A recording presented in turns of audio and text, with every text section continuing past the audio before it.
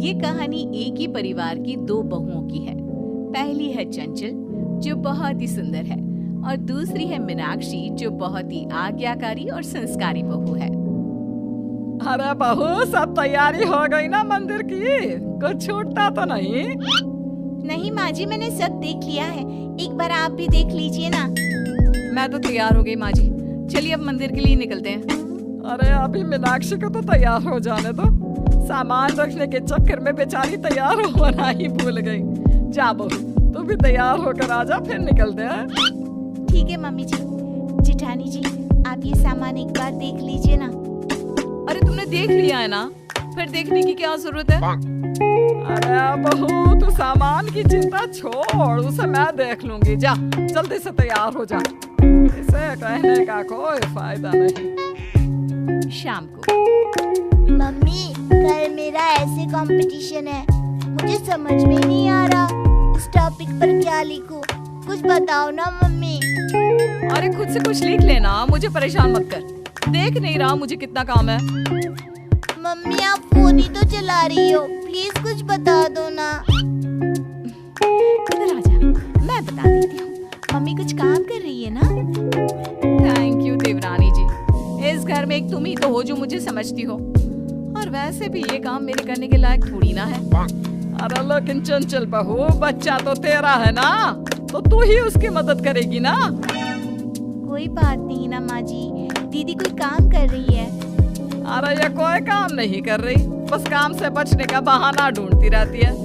अपने मेकअप का सामान देख रही हो कि पक्का? पूरे दिन सजने संवरने के अलावा करती ही क्या है? माँ जी, आप सबको तो यही लगता है कि करती ही क्या है, लेकिन अपने आप को मेंटेन करना किसी काम से कम है क्या? और वैसे भी मैं देवरानी जैसी थोड़ी ना हूँ जिसको कोई पूछता ही ना हो। लोग तो मुझे देखते ही मुझसे पूछने लगते हैं और बात करने लगते हैं। आप नहीं जानती, बाहर मेरी भी कोई इमेज है।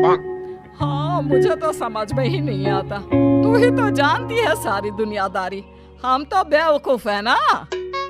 अगले दिन, ये सारा सामान कैसे बिखरा पड़ा है? तुम इतने सुबह सुबह कहाँ जा रही हो? मैंने एक कमेटी ज्वाइन की है, उसकी ही मीटिंग के लिए जा रही हूँ। वो भी बिना नहाए? अरे कम से कम नहा तो लेती। अरे इतना टाइम नहीं है मेरे पास, और वैसे भी मेरा चेहरा देखकर कोई नहीं बता सकता कि मैं नहाकर नहीं आई हूँ। और ये परफ्यूम है ना, इसे लगाने से मेरे से केवल खुशबू ही खुशबू आएगी। फिर भी बिना नहाए कितना गंदा लगता है। अरे इतना ही है तो कुछ मीनाक्षी से सीखो, वो नहा धोकर तैयार होकर किचन में तुम्हारे लिए नाश्ता बना रही है। देखो मेरे पास ना तुम्हारी ये बातें सुनने का वक्त नहीं है, लेट हो रहा है मुझे, चलती हूँ मैं। और वैसे भी उसका पति क्या कमाता है सब जानते हैं, वो काम नहीं करेगी तो क्या राज करेगी? जेठानी नाश्ता करके चली जाती है। छोटे के लिए ऐसा मत बोलो, जितना कमाता है परिवार के लिए काफी है। और वैसे भी मैं जो कमाता हूँ तुम तो उड़ा ही देती हो। ऐसे सारा सामान बिखेर कर चली गई, क्या होगा इसका? ओह, थोड़ी देर में मुझे ऑफिस के लिए निकलना है। लीजिए भैया आपकी चाय, और आप सामान की चिंता मत कीजिए, बाद में मैं ठीक कर लूंगी। आप ऑफिस के लिए तैयार हो जाइए। थैंक यू मीनाक्षी, अगर तुम नहीं होती तो पता नहीं क्या होता। और प्लीज इन बेडशीट्स को चेंज भी कर देना। मैंने चंचल को कितनी बार कहा है, लेकिन उसने अभी तक नहीं किया। प्लीज तुम कर दोगी? अरे भैया आप चिंता मत कीजिए, मैं सब कर दूंगी। ऐसे ही जेठानी अपने हर काम से भागती और देवरानी अपने काम के साथ साथ जेठानी का काम भी पूरा करती, और जेठानी बस अपना सारा वक्त घूमने फिरने और अपने आप में लगाती। लेकिन एक दिन, अब क्या करे, ये तो बड़ी परेशानी हो गई। हे भगवान, अब तो तेरा ही सहारा है। क्यों माँ जी, ऐसा क्या हो गया? आप इतनी परेशान कभी नहीं दिखी, सब ठीक है ना?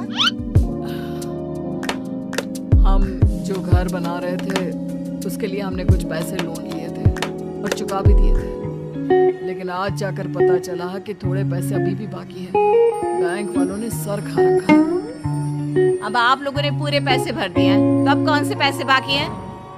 भाभी, उनसे उस समय कुछ गलती हो गई थी, तो उन्हें लगा हमने पूरे पैसे भर दिए हैं, लेकिन आज हमें वहाँ से पता चला कि अभी और भी बाकी है, और उस समय से उन पर बहुत ज्यादा ब्याज बढ़ गया है। अगर हमने वो पैसे जल्दी नहीं चुकाए तो और बढ़ता ही रहेगा। अब समझ में नहीं आ रहा क्या करें। इतने कम समय में इतने सारे पैसों का इंतजाम कैसे होगा? मेरे पास एक आइडिया है। मेरे पास मेरी शादी के गहने हैं, अगर उनको बेच दे तो। तू पागल तो नहीं हो गई? अपने गहने बेच रही है? माँ जी, गहनों का क्या है, कल दोबारा बन जाएंगे, और वैसे भी गहने चले गए तो कुछ नहीं बदलने वाला, लेकिन ये घर चला गया तो। बात तो तुम सही बोल रही हो, लेकिन रकम इतनी ज्यादा है, तुम्हारे गहने काफी नहीं होंगे।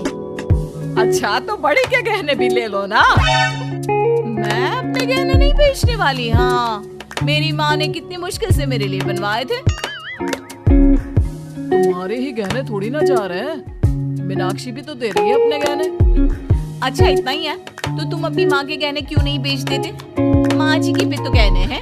ये तुम क्या बोल रही हो? वो खानदानी गहने हैं, बाद में तुमको और मीनाक्षी को ही तो मिलने वाले हैं।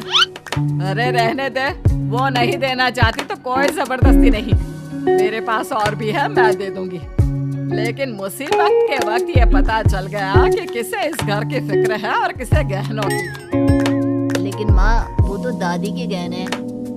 वैसे भी माँ, इतनी भारी चीज बनाना मुश्किल हो जाएगा, रहने दे। अरे मुझे और कुछ नहीं सुनना। मेरे लिए ये घर सिर्फ घर नहीं, बल्कि शहर में मेरी इज्जत की बात है। तुम पर तो मुझे शर्म आती है। वैसे तो बड़ी बनती फिरती हो, लेकिन ऐसे बुरे समय में साथ देने की बजाय भाग गई। अरे अब इसमें मेरी क्या गलती है? वैसे अगर गहने नहीं पहनूंगी ना तो बाहर मुझे कोई पहचानेगा भी नहीं। हाँ भैया, सही बोल रही है जेठानी जी। वैसे तो आप अपनी सुंदरता की इतने झंडे गाड़ती रहती हो, लेकिन ऐसी सुंदरता का क्या फायदा जब आपका मन ही मैला हो। आप ये दिखावा करना छोड़ दीजिए कि आपको इस घर की चिंता है।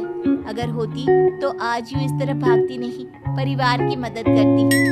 तू बहू अपनी सुंदरता में इतनी खो गई है कि तुझे असल जिंदगी और दिखावटी जिंदगी में फर्क नहीं पता। तू बस दिखाती है, लेकिन मीनाक्षी कुछ बोलती नहीं, दिखाती नहीं, बस करती है। माँ आप सही कह रही हैं, मुझे माफ कर दीजिए। मैं झूठे दिखावे में पागल हुई जा रही थी। ये कहकर देवरानी जेठानी दोनों अपने गहने रखकर ससुराल वालों की मदद करती है।